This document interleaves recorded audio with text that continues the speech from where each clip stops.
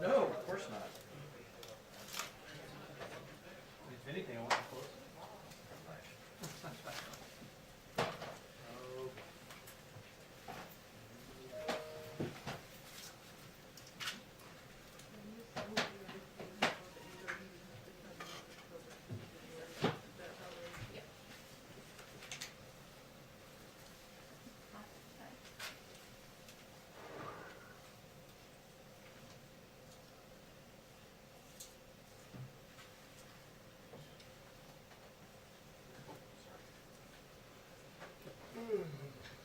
No warning. Sorry. Is this you, Jeremy? No.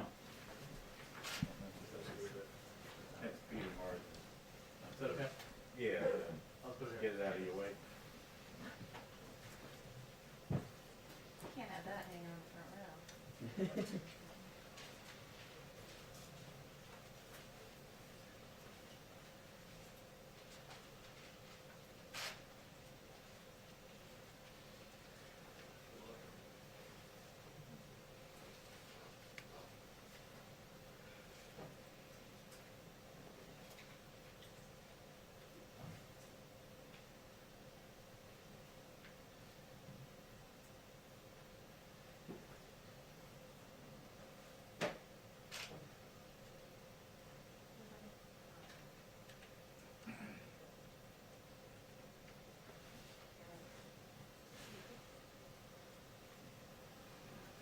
Hi, everyone. We have a very special guest today. Oops.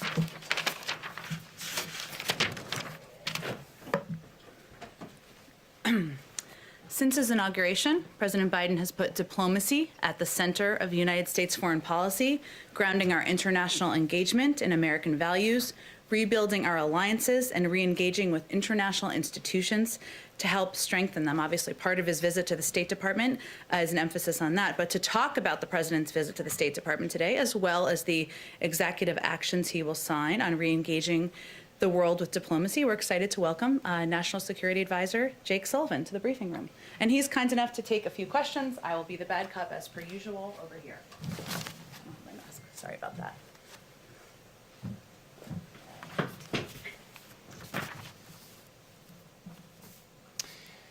Hi, everybody. It's great to have the opportunity to be here. As Jen just mentioned, President Biden is going to be going over to the State Department to give remarks on foreign policy and national security today. It's not an action that he's chosen the State Department as the venue for these first remarks that he will make on this subject. He wants to send a clear message that our national security strategy will lead with diplomacy. And before he actually gives his speech, he'll meet with career professionals from the State Department's Foreign Service and Civil Service, who are the tip of the diplomatic spear. This is going to be the first in a series of visits he makes to the national security workforce at the Pentagon, at the intelligence community, and across the U.S. government. His remarks are not going to be the totality of his foreign policy. They're going to be focused on his early decisions and actions.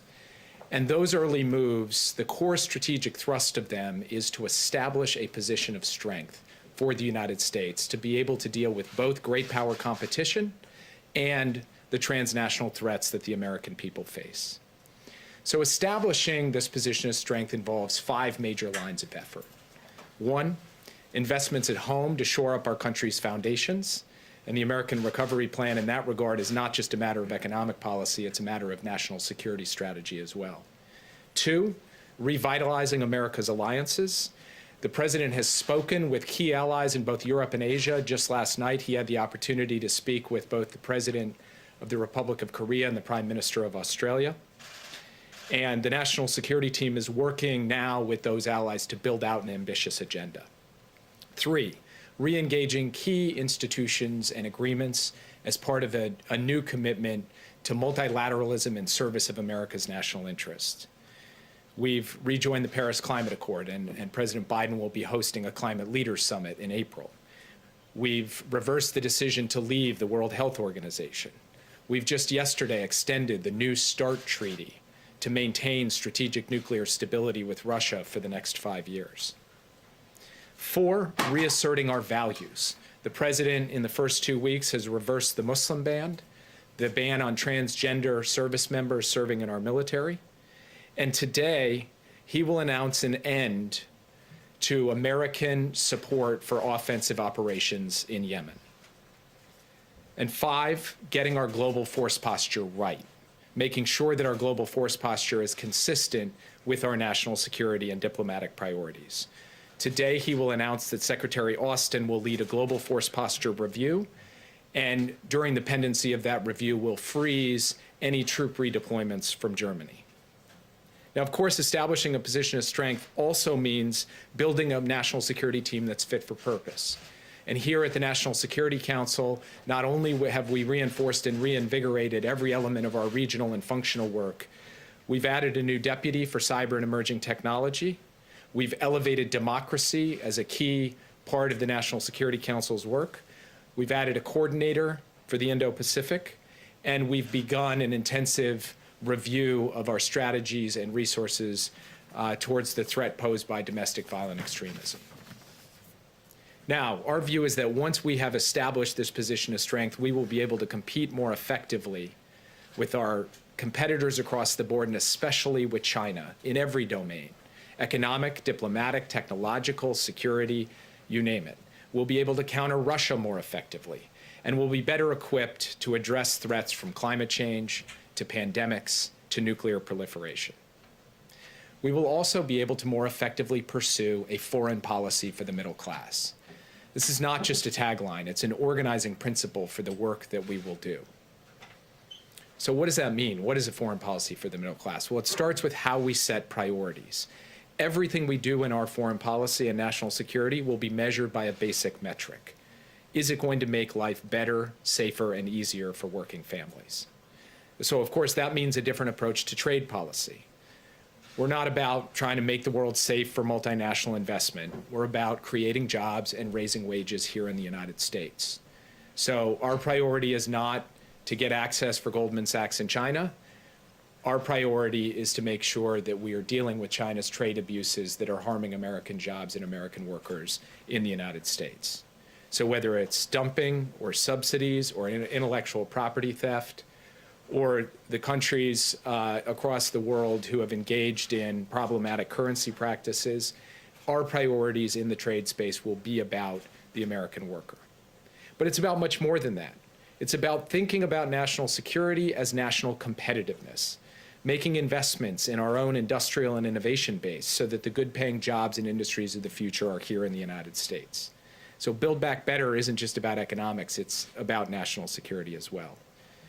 And then it's about the set of issues that working families in this country are facing every day that are challenging their lives and livelihoods: the pandemic, climate change, the threat of domestic violent extremism. And so from our perspective, putting the middle class and working people at the center of our foreign policy isn't just good from a strategic perspective, it's just good common sense and good, decent values as well. So these are some of the things you'll hear from President Biden today, and we will also have the opportunity to put out a set of executive orders that establish regular order in our national security decision-making, that revitalize our workforce, both in terms of the skills they have and to reflect the diversity, equity, and inclusion priorities of this administration, and to build up a more robust capacity for the United States to accept refugees from around the world. So let me stop there and be happy to take a few questions before turning the podium back over to Jen. Yeah. Jacob, thanks for being in the room. We appreciate it. First, I want to ask you, you speak about the president's position of strength. As it relates to Russia, what does it say about President Biden's position of strength that after his conversation with President Putin on issues like the hack, on Alexei Navalny, and others, days after it, Vladimir Putin basically ignored it and sentenced Navalny to 2.5 years in prison? Well, first of all, unlike the previous administration, we will be taking steps to hold Russia accountable for the range of malign activities that it has undertaken. That includes interfering in America's democracy. It includes the poisoning of citizens on European soil with chemical weapons. It includes the types of hacks and breaches that you just referred to, and many other things as well. We will do that at a time and in a manner of our choosing. And we believe that imposing those costs and consequences will have an effect on Russia's behavior going forward. Now, is it going to stop Vladimir Putin from doing everything we don't like? Of course not. But do we believe that we will be able to take a firmer, more effective line when it comes to Russian aggression and Russian bad behavior? Yes, we do. At the same time, I would just like to reiterate that that doesn't rule out being able to work with Russia where it's in our interest to do so. We can walk and chew gum at the same time. And the New START treaty and that extension, keeping a lid on nuclear proliferation, is in fact very much in America's national security interests. With another top-line issue, obviously, on your plate right now as it relates to Kim Jong-un and North Korea. You said that the president spoke now to the president of Korea, of course not to the head of the DPRK there. Does this White House, does President Biden have any intention to continue the diplomacy as it relates to Kim Jong-un? Will he meet with Kim Jong-un? We are conducting a review of our policy towards North Korea as we speak. President Biden told President Moon last night that that review is underway and that we will consult closely with our allies, particularly the ROK and Japan, in doing that. And I'm not going to get ahead of that review. Yeah.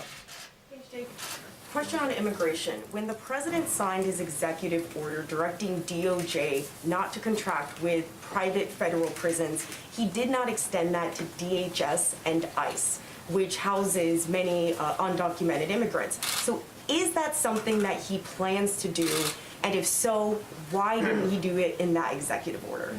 I would refer you to DHS and to Secretary Mayorkas for that. Yeah.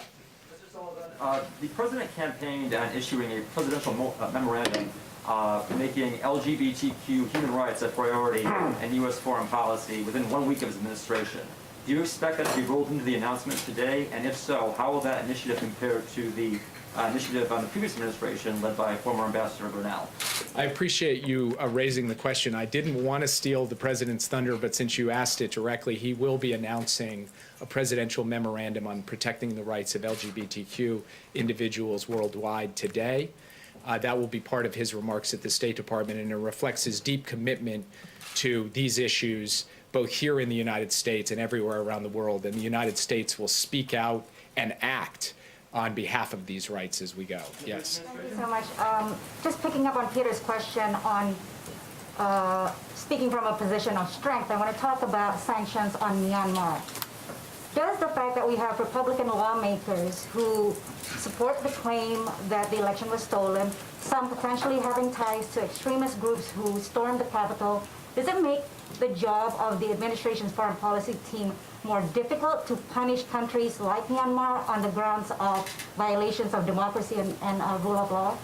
On the one hand, pulling our country together, revitalizing our own democratic foundation, building more unity, as President Biden has talked about, that will be an important part of us operating effectively in the world. But when it comes to Burma specifically, this is an area where there is genuine bipartisan agreement. President Biden in his remarks today will talk about some of the outreach he has done to Republicans on the issue, and we believe we can work with the Congress on a package of sanctions to impose consequences in response to this coup. We will also be working with allies and partners around the world. Yeah. I just wanted to follow up quickly on Burma. The top generals there have already been sanctioned under the Magnitsky Act, and the State Department has said that the administration wants to avoid any action that could, negatively impact the Burmese people. So what options specifically in terms of sanctions is the administration considering, and does it include declaring like a new national emergency via an executive order to impose sanctions on more generals or the military or government as a whole? Without getting too far ahead of ourselves, we are reviewing the possibility of a new executive order, and we are also looking at specific targeted sanctions, both on individuals and on entities controlled by the military that enrich the military. So we believe we have plenty of space to be able to find the types of sanctions targets necessary to sharpen the choice for the Burmese military. Yeah. On Monday, Iran proposed allowing the European Union to negotiate a simultaneous return to the Iran nuclear deal, the idea being, the U.S. drops sanctions in exchange for Iran coming into compliance. Is that proposal at all being considered? We are actively engaged with the European Union right now, particularly the three members of the P5+1, Germany, the UK, and France. We are talking to them at various levels of our government. Those consultations, I think, will produce a unified front when it comes to our strategy towards Iran and towards dealing with diplomacy around the nuclear file, and I just don't want to get ahead of where that's going to end up. You can take one or two more here. I'll do this side top. Yeah. Hi. Will the president announce that he's naming a new envoy for Yemen when he's at the State Department this afternoon? Yes, he will. You know, as I said in my remarks today, he is going to announce an end to American support for offensive operations in Yemen.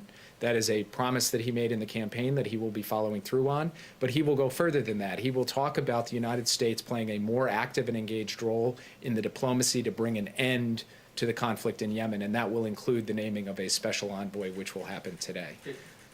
Last question, yeah. Jake, could you first, just real quick on Yemen, to follow up, could you first explain a little bit more in detail what an end to American support for offensive operations entails, and does that extend to actions against AQAP in that region, and has President Biden informed the leaders of Saudi Arabia and the UAE already? So it does not extend to actions against AQAP, which are actions that we undertake in service of protecting the homeland and protecting American interests in the region and our allies and partners. It extends to the types of offensive operations that have perpetuated a civil war in Yemen that has led to a humanitarian crisis. The types of examples of that include 2 arms sales of precision-guided munitions that the president has halted that were moving forward at the end of the last administration. We have spoken with both senior officials in the UAE and senior officials in Saudi Arabia. We have consulted with them. We are pursuing a policy of no surprises when it comes to these types of actions, so they understand that this is happening and they understand our reasoning and rationale And for just it. more broadly, a more thematic question. You guys have announced that you're reviewing a number of malign actions carried out by other countries, whether it's Russia or China or other countries. Does President Biden feel a responsibility to impose consequences for actions undertaken by other countries in the last several years, where President Trump gave those countries a pass? And if so, how far back does that extend? I think the way that President Biden looks at this is it doesn't matter who the occupant of the Oval Office is if this country gets attacked, if our elections get attacked, if our critical infrastructure gets attacked, if our troops are threatened by foreign actors. He's going to respond to establish deterrence and to impose consequences. So he doesn't have a particular time or date from when that starts, and he certainly will look at actions undertaken during the Trump administration as attacks not on President Trump, but as attacks on the United States of America. Thank you, guys. Thank you, Jake. Thank you, Jake. Okay. Just a couple of other things I just wanted to go through. President Biden delivered an address about faith and unity at the National Prayer Breakfast this morning. I should say it was via a video. This event was entirely virtual this year because of COVID, with all speakers delivering taped remarks. Alongside President Biden, 4 living former presidents sent messages to the breakfast. President Biden is committed to the prayer breakfast tradition of reflection and fellowship, especially at this difficult time in our nation's history. And a little piece of history for all of you. Every president has attended the breakfast since Dwight D. Eisenhower made his first appearance in 1954. A little trivia for your dinner table. Okay. A couple of other updates. The president and his administration, all of us, are continuing their close engagement today on the American Rescue Plan, a top priority for him and all of us at this moment, including outreach to lawmakers and stakeholders, as well as our continuing work to make the case directly to the American people. We're heartened that Congress is moving quickly on this. Over the next several days, committees will have a chance to review the legislation. As you know, that's kind of the next step in the process next week. Oh, actually, after the vote-a-rama tonight. It's a very Washington term, but that is literally what it's called. And Republicans will have additional opportunities to provide input and help improve the final product. That's how the process is supposed to work. And we're encouraged that there is agreement on the need to move swiftly and the goal of making this bipartisan bill and package. There's a couple of questions that many of you have asked us and others have asked us over the course of our effort on the American Rescue Plan, so I just wanted to address some of those here. First, why do we need a package of this size, or will we be fine with the status quo? Obviously, this is a good question that's asked as economic data comes out. So I just wanted to highlight a couple of pieces for all of you. A CBO report found that without any additional stimulus, our economy wouldn't reach pre-pandemic levels until 2025, and it would take just as long to get back to full employment. This week was the 46th consecutive week that jobless claims have exceeded the pre-pandemic record high. Kevin Hassett, President Trump's top economic advisor, said, quote, "We need to be risk averse, and that without a major stimulus, we could have a, quote, negative spiral for the economy." This is a grim picture, but analysis after analysis shows us that the rescue plan would make a huge difference. Moody's Analytics found it would get us to full employment a year faster. Brookings predicts it would get us back to pre-pandemic levels by the end of the year. And over 90% of economists surveyed by Reuters found it would drive substantial growth. The second question we often get, another good question, is when we will see bipartisan support for this bill. The reality is we see it every single day. A new survey from Navigator Research out this morning shows 72% of Americans support the rescue plan, including 53% of Republicans. A Quinnipiac poll yesterday found that 68% of Americans back the rescue plan. A Yahoo YouGov survey on Monday showed that over 2/3 support the package. So I just wanted to highlight a couple of those pieces. Those are excellent questions we get in here, but we did a little thinking about your questions. Last thing I just wanted to do at the top, Kristen, who's back today again, asked a great question about the Artemis program, which I dug into, and I'm very excited about it now to tell my daughter all about it. So for those of you who have not been following it as closely, through the Artemis program, the United States government will work with industry and international partners to send astronauts to the surface of the moon, another man and a woman to the moon, which is very exciting, conduct new and exciting science, prepare for future missions to Mars, and demonstrate America's values. To date, only 12 humans have walked on the moon. That was half a century ago. The Artemis program, a waypoint to Mars, provides exactly the opportunity to add numbers to that, of course. Lunar exploration has broad and bicameral support in Congress, most recently detailed in the FY 2021 omnibus spending bill, and certainly we support this effort and endeavor. Why don't we go to you first, Arlene? Thank you. Can you update us on the president's thinking on the issue of forgiving student loan debt? There are some groups that are pushing for the president to forgive all student loan debt, and where does he stand on that? Sure. The president has and continues to support canceling $10,000 of federal student loan debt per person as a response to the COVID crisis. He's calling on Congress to draft the proposal, and if it is passed and sent to his desk, he will look forward to signing it. Debt relief is, of course, an important priority for the president. On day one, the first day of his administration, he directed the Department of Education to extend the existing pause on student loan payments and interest for millions of Americans with federal student loans. That was a step he took through executive action, but he certainly supports efforts by members in Congress to take additional steps, and he would look forward to signing it. So he would do that through legislation and not an EO, not an executive order? Well, I think he already took a step through an executive action on the first day, and he would look to Congress to take the next steps. Second question, there's been some discrepancies in the numbers of these FEMA-supported vaccination centers that the president wanted created. He called for 100. Do you have an update on how many have actually been set up as of today? And were any of them set up before the president took office? Well, this is a priority to the president, and setting up those vaccination sites through through partnership with FEMA is something that he feels, and our health and medical experts feel, is a way to get more vaccines in the arms of Americans. In terms of the specific numbers that have been set up to date, there's new updates every single day. I know that I'm sure the team can provide an update on how many have been set up when they do their briefing tomorrow. I will say that there were some really interesting updates that I received this morning about efforts to set up large-scale sites in Texas. Obviously, there's some that are being set up in California. They're looking for a space where they can have great capacity to bring people in and vaccinate as many people as possible. But it's ongoing, and I'm sure the health team will be able to provide an update on the specific numbers. Go ahead. Thank you. I just wanted to ask if President Biden will sign the refugee executive order today, and then a follow-up on that.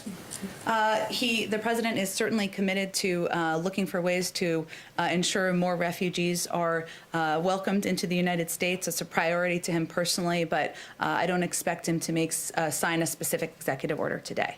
Do you expect him to announce his intent to raise the cap for the fiscal year for refugees to like a prorated annual 125,000, which would be around, I guess, 80,000 for the year? I think New York Times reported that. I expect him to talk about his commitment to refugees, but I'm not going to get ahead of any other specific announcements he'll make in the speech. You guessed there's been good reporting, as Jake confirmed a lot of pieces. Go ahead, Mario. Thanks, Jen. Has the president been briefed yet from Secretary Yellen's meeting this morning with financial regulators over market volatility like GameStop? And is he expecting her to deliver potential options to address that? I would send you to the Department of Treasury. Obviously, they oversaw the meeting. I'm not even sure what time it took place. I would defer to them on that and any specific details they want to read out from it. Go ahead, Jeremy. Jen, one of the biggest criticisms of President Trump's approach to handling the coronavirus was that the administration didn't provide clear guidance to states about when they should shut down, when they should reopen. Dr. Vivek Murthy back in November talked about a national alert system that would be needed.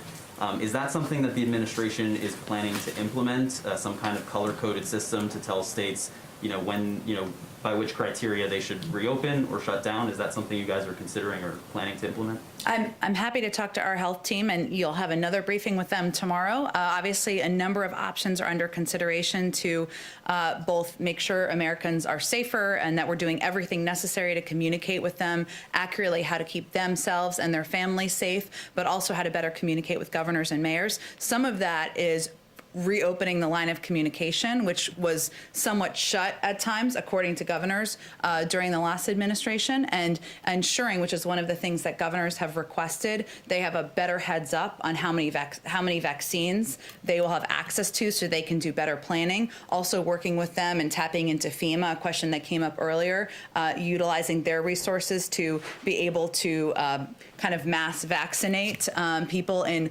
larger locations. So those are a lot of the ways that we're implementing it to date. There are a range of options on the table, but I don't have any updates on an alert system. For a national alert system. I don't have any update on it, but again, you'll have an opportunity to talk to our health team tomorrow, and that's a good question to ask them. Secondly, American Airlines and United Airlines are planning to furlough about 27,000 employees by the end of next month as their federal payroll aid runs out. Does President Biden support giving those airlines more financial aid, and does he support including that in this coronavirus relief package? I think the president's priorities are already in the package, and they are focused on ensuring there's funding to get vaccines in the arms of Americans, funding to reopen schools, ensuring that the 1 in 7 Americans families who can't put food on the table is worried about that, is able to do that. As you know, there's a process that will be ongoing on Capitol Hill over the course of the next days and through the course of next week, where there will be amendments put forward to work on committees, but I think the priorities of the president are already in the bill. And just a foreign policy question. Avril Haines made clear that she would absolutely comply with the law requiring the intelligence community to provide Congress with a declassified report on who was responsible for the death of the journalist Jamal Khashoggi. When can we expect to see that?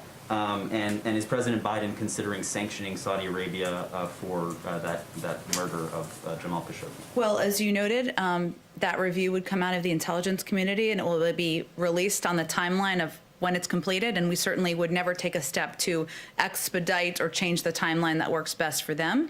And then, as Jake also noted, there's an ongoing review of a range of our foreign policy, our national security policies, certainly including in terms of our relationship with Saudi Arabia, but I don't have anything to preview for you at this point in time. Go ahead, Peter. Jen, as it relates to COVID relief, you said the president wants to take care of people that need the help the most. Obviously, a lot of Americans right now say that they need help. So how do you determine who needs help and who doesn't? Where do you draw that line?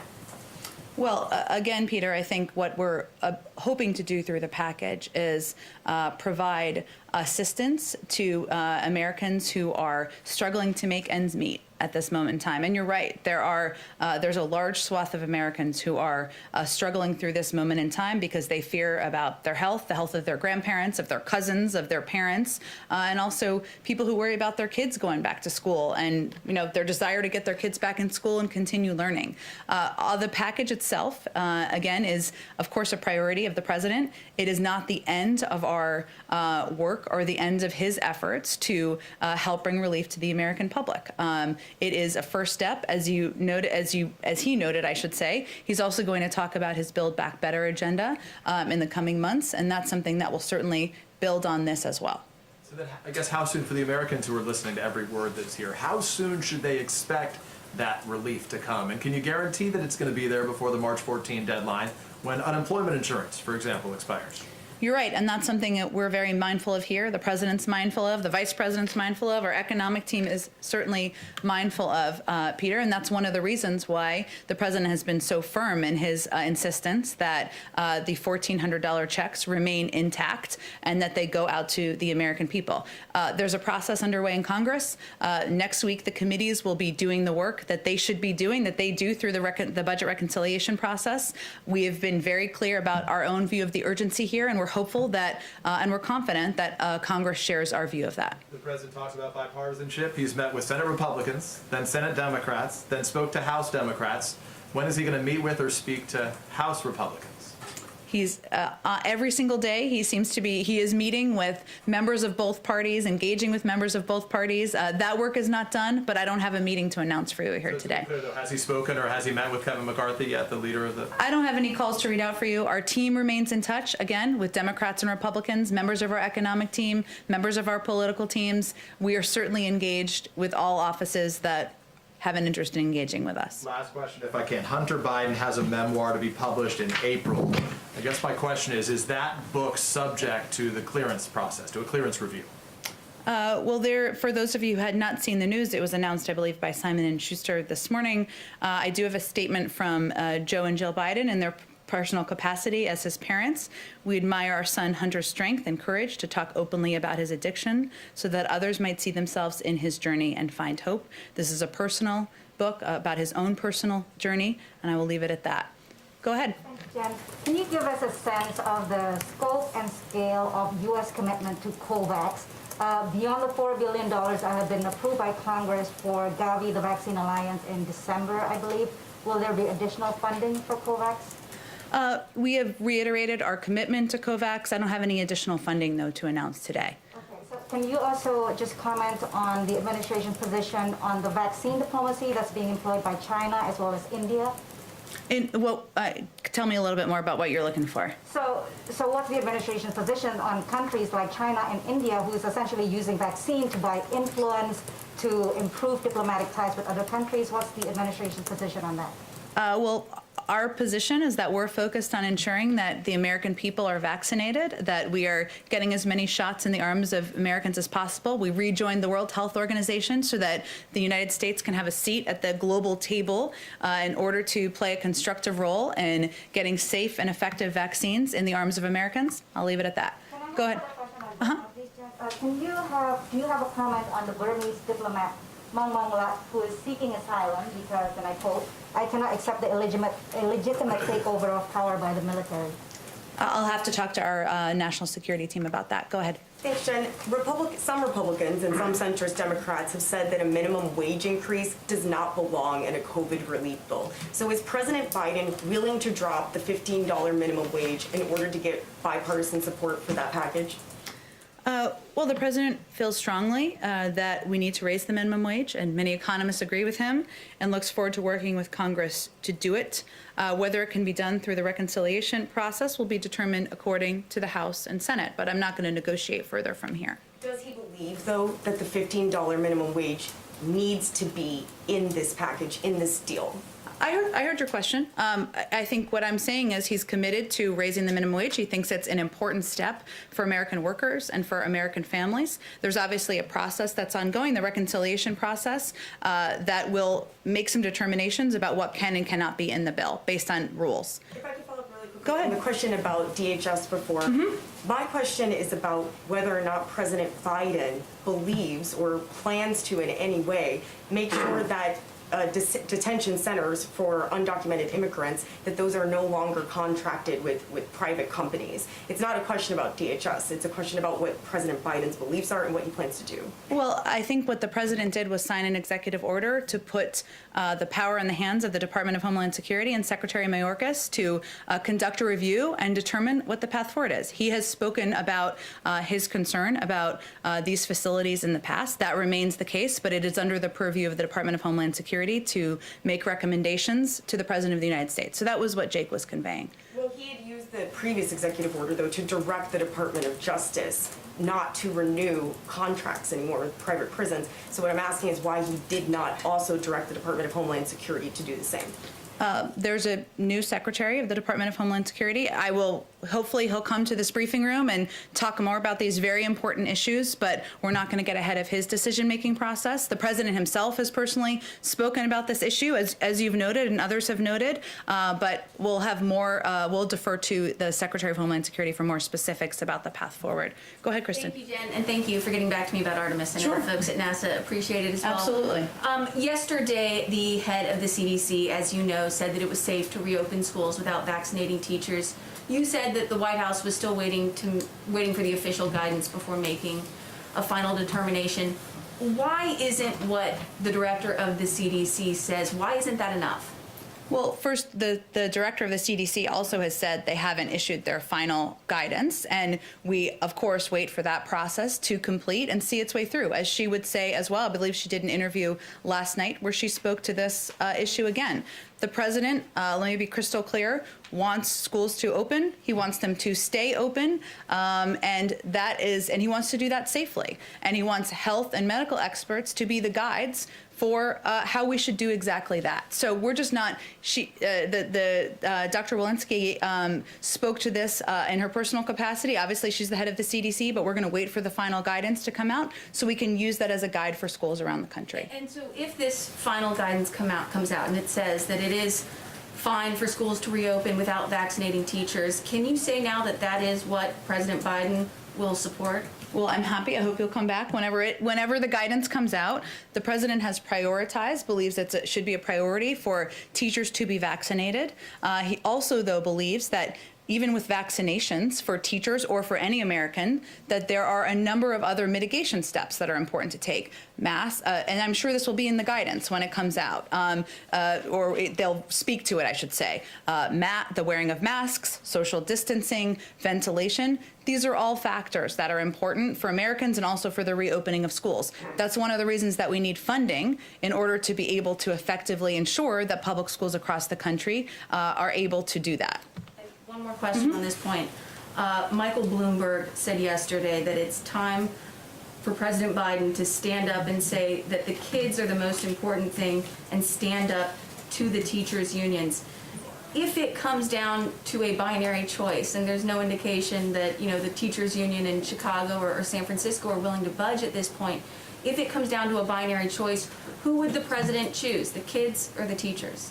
I think that's a little bit unfair how you pose that question, but I will say the president believes schools should be open. Teachers want schools to be open. Families want schools to be open, but we want to do it safely. And I'm not sure that any parent in this country would disagree with wanting their kids to go to school in a safe environment where there's ventilation, where proper precautions are taken, whether it's masks or social distancing, and that's his priority. But there should be no confusion. The President of the United States wants schools to open. He wants them to stay open, and that is key too. He doesn't want them to be open for a month. That's disruptive for teachers, for students, for families. So he wants the proper steps to be taken so that they can reopen and stay open. Go ahead. One quick one on China. A State Department spokesman said on Wednesday that the United States was deeply disturbed by reports of systematic rape and sexual abuse against women in internment camps for ethnic Uyghurs and other Muslims in China's Xinjiang region, and that there must be serious consequences for atrocities committed there. And I wondered if you could say anything about what serious consequences are currently under consideration. I don't think I can get ahead of the president or, frankly, the Secretary of State. We certainly, of course, agree with that, those comments and statements from the State Department, but I don't have anything to preview for you in terms of specific actions. Go ahead. Has the president used the Defense Production Act to boost production of vaccines or vaccine equipment? And if not yet, why not? So we talked about this a little bit yesterday, but I know it's a popular and good question. So DPA ratings, which you're probably familiar with, but everybody may not be, which kind of gives an assessment of what stock and supply is available, is something that we use as a guide, and they're in place to give us a sense of relevant items available. The president invoked the Defense Production Act because he wanted to have the capacity, or wanted his team to have the capacity to address shortfalls when needed, and we are constantly monitoring that. So all options are on the table in terms of how we would use the Defense Production Act and what we would use it to help produce in terms of relevant equipment or resources. I expect we'll have more of an update, maybe even as soon as tomorrow, on how specifically we're planning to use it. So, I mean, obviously you're tracking where the shortfalls are. You have not seen the need to formally push forward with it yet at this point. Well, I think I would say that, one, there are ongoing conversations with companies and manufacturers about capacity and what steps could be taken. And as I mentioned, the ratings, because we assess when there are needs, right? When we assess when there are needs to produce syringes or masks or things along those lines, and then we can act very quickly. But again, there's a briefing from our COVID team tomorrow, and hopefully they'll have more to say on exactly this topic. Go ahead in the back. Hi, Jen. Thanks. I just wanted to clarify some questions on energy sector. Sure. In light of the cancellation of the Keystone Pipeline, just wondering what the fate are of other proposed projects, including if the president supports Governor Whitmer's calls to scrap a pipeline that cuts through Michigan, powers up the Great Lakes and into Ontario. Does he support her calls to cancel that? I have not talked to our climate team about specifically that pipeline. Of course, I think we've noted that a number are under review, but I will see if there's an update on that particular pipeline. Trump also approved permits that would carry oil from the Canadian territories into Alaska. Is that under review, or? I think, again, all of these pipelines are a part of what our climate team is looking at and assessing. I haven't seen another update from them on an additional step, but I will see if there are any updates to report back to them. Finally, on his call with the President, Canadian Prime Minister Justin Trudeau requested Canada be exempt from Buy America provisions. Has the President made a decision on whether Canada would be exempted? I don't think we have any update on that particular question. Go ahead. Jen, today's print cooler. I'm going to ask a question for Sure. on behalf of myself and on behalf of my colleague who can't be here because Okay. of COVID restrictions. Clearly, on LGBTQ issues, the president is ready to make good on his promises. Over the course of the campaign, with the 2 executive orders he signed in the first days of office relating to non-discrimination and the transgender military ban, and just moments ago we had Jake Sullivan say the president's going to sign a memorandum for LGBTQ human rights worldwide. However, the cornerstone of the president's promise to the LGBTQ community was the Equality Act, which would be legislation to expand the prohibition on anti-LGBTQ discrimination. The president said he would sign that legislation within 100 days in office. Does he stand by that? He stands by it. I would say that there's some actions that need to be taken by Congress, of course, as you know, and we're only on day, what are we on now, 15? Okay, so 16, 17? All right, yeah. Right around there. So we have 85 days to go. Well, why don't we let the president himself speak out on this legislation? I think the president has been out speaking out about a range of issues he's committed to, including many on LGBTQ rights over the course of the last 2 weeks of his presidency, and he will continue to be, but I don't have any scheduling updates for you at this point in time. And now for my colleague. Sure. Texas is expected to cut Planned Parenthood out of its Medicaid program imminently after a federal appeals court ruled it could do so. Is the Biden administration planning to step in and take action, as was done under the Obama administration, to prevent states from cutting Planned Parenthood and other abortion providers from Medicaid programs? Well, the president's views are clear and consistent on this issue. Just last week, in an executive order, he reissued guidance specifying that states cannot refuse Medicaid funding for Planned Parenthood and other providers. HHS would certainly have more specific details, but they have stated they're committed to protecting and strengthening the Medicaid program, as is the president, consistent with the executive order we released last week. Go ahead, Katie. Thanks, Jen. I know you said that you will not talk about Marjorie Taylor Greene in the briefing room, but I want to try this question another way. Sure. What is the president's stance on a majority party potentially establishing a precedent that would result in the stripping of committee assignments as Republicans have said? Look, I would say that it's not the role of the president or the role of the White House press secretary to do analysis on the fissures in the Republican Party and the actions that may be taken in Congress as a result. And another one, what is the president's view on the bill that Senator Romney is expected to introduce today? It could include up to $4,200 per child to families, but would eliminate existing welfare programs and tax credits. Is that compromise, or would that be a non-starter? I know that reporting just came out, I believe, right before I came out here, so I haven't spoken with the economic team about it. Certainly efforts to provide additional funding for, I believe you said, a child tax credit? Child tax credit? It would actually eliminate existing welfare programs and some existing tax credits. Well, again, the reporting just came out right as I was walking out here, so I haven't talked to our economic team about it. We certainly welcome efforts or offers from our Republican friends for discussion and how we can improve the American Recovery Plan, but they haven't done any analysis, I think, quite yet on Senator Romney's proposal. Go ahead, Peter. Jen, we saw some new figures today. More than 2 million guns were sold in January. That was an 80% jump and the second highest monthly total on record. A lot of this, of course, had to do amid all the coverage related to the Capitol riots then. The president promised to act on day one on this issue. Of course, we know there's only so much he can do by executive action on it. Where does this fall on his list of legislative priorities? There's only so much capital that you have in these first 100 and first few days. You're right, and he has an ambitious plan on a lot of areas and on a lot of issues. I will say, as vice president, and even before that, the president took on the NRA twice and won.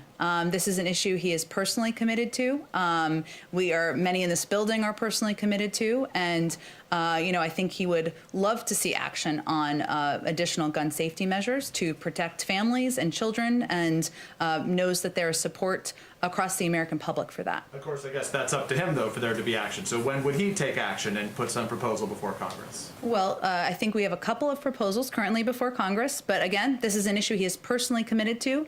He has a personal, has worked on it many times in the past, but I don't have a date for you on when there would be a proposal. If I can, I want to ask you, there's an NBC News video that went viral of a grocery store in Naples, Florida. You may or may not have seen this. If you haven't, I'll describe it to you. When you pan Give us a play-by-play. When you pan the grocery store, you see that almost everybody in there is not wearing a mask, even though it's in a county, I believe, where masks are mandated. The question is, beyond urging Americans to wear masks, what specifically is this White House doing to combat that resistance, especially given the concerns about the coronavirus mutations and others right now? Well, one, we are trying to communicate about it as frequently as possible. Obviously, as you see, I wear a mask out here. I take it off when I come to the podium based on the recommendations and advice of our health and medical experts. You all are wearing masks right now, and the president has taken steps that are possible through his federal authorities, including mandating them on public lands, on airplanes. But part of what we're also trying to do is make our health and medical experts available to ensure people understand, and I'll reiterate it here today, it's not just a vaccine, is obviously an incredible medical breakthrough, and we want every American to have one. But even after you're vaccinated, social distancing, wearing masks are going to be essential, and we'll need to continue communicating about that through health and medical experts. So what do you say to those folks? What do you say to the folks like those that we saw in this video? I believe one of the folks who owns or runs that store who said he doesn't believe that 450,000 Americans have died to coronavirus. At the end of the day, we need everybody on board to beat this virus.